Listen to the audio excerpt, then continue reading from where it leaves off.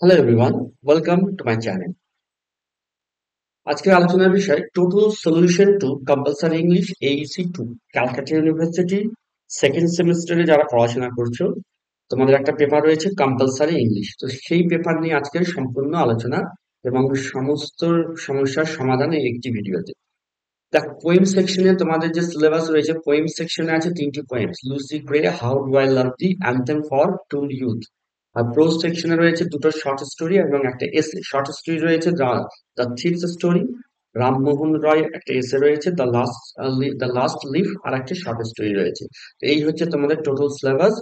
Questions থাকবে 25 questions, এক একটা কোয়েশ্চেনের 2 মার্কস করে থাকবে এবং সবগুলো থাকবে এমসিকিউ।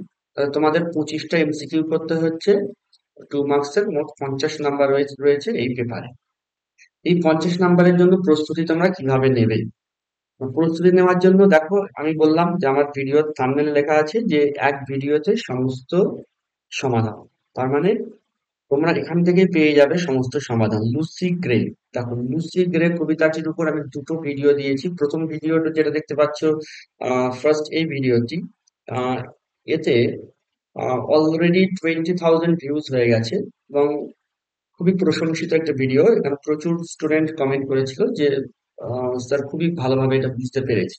তারপরেও আমি আরো একটি ভিডিও বানালাম, কারণ এই ভিডিওতে বেশ কিছু স্টুডেন্ট বলেছিল যে স্যার সাউন্ডটা একটু বেটার হলে ভালো হতো, সাউন্ডটা একটু স্লো ছিল।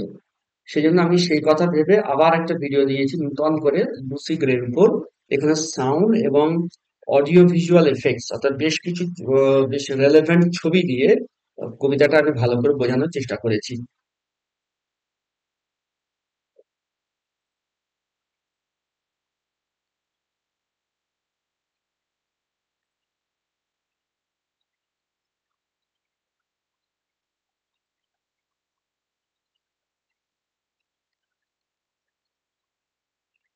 Next, how do I love thee, এই কবিতার উপর সমস্ত বাংলায় ব্যাখ্যা ভিডিও রয়েছে, আমার চ্যানেলে রয়েছে, তোমরা দেখে নেবে।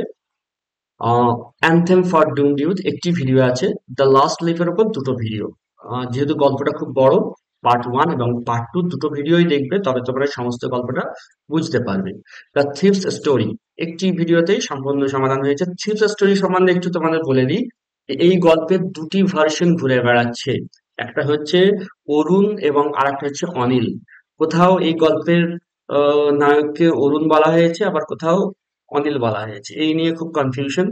তো এমনকি পরীক্ষায় যে কোয়েশ্চেনের সেট, সেখানেও দেখা গিয়েছিল যে মর্নিং এ এসছে অরুণ, আর সেকেন্ড হাফে আবার অনিল এসছে, এরকমও হয়েছিল।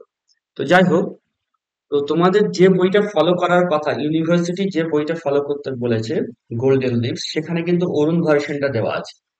তো সেই জন্য অরুণ ভার্সনের উপর আমি দিয়েছি, সম্পূর্ণ ব্যাখ্যা করে দিয়েছি। কিন্তু যে পিডিএফ তোমরা পাবে, পিডিএফ এ অরুণ ভার্সন এবং অনিল ভার্সন আমি দুটোর উপরই কোয়েশ্চেন্স রেখেছি।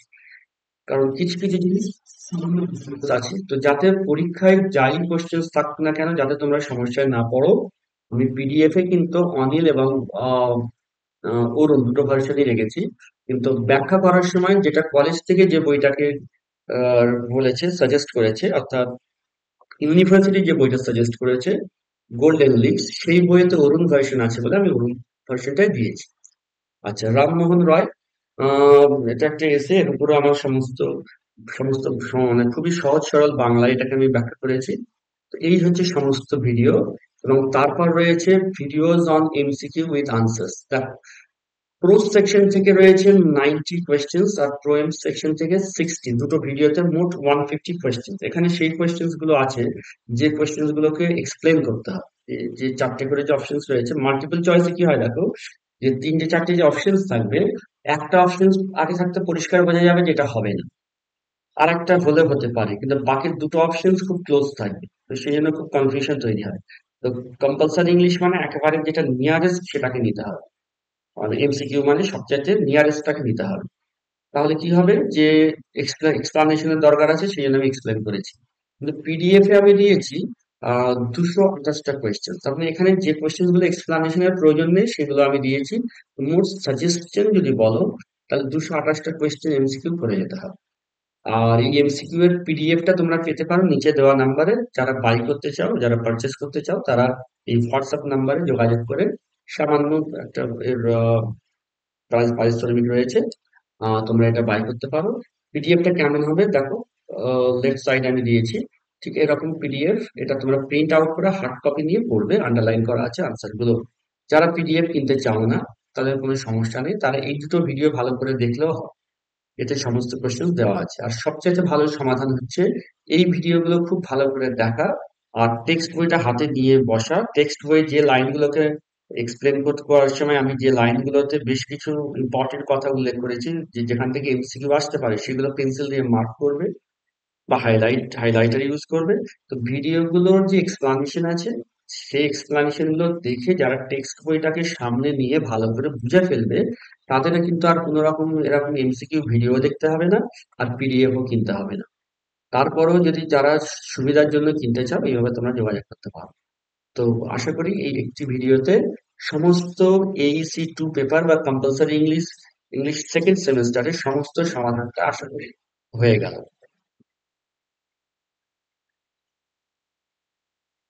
Best of luck for the coming exam. Thank you for watching.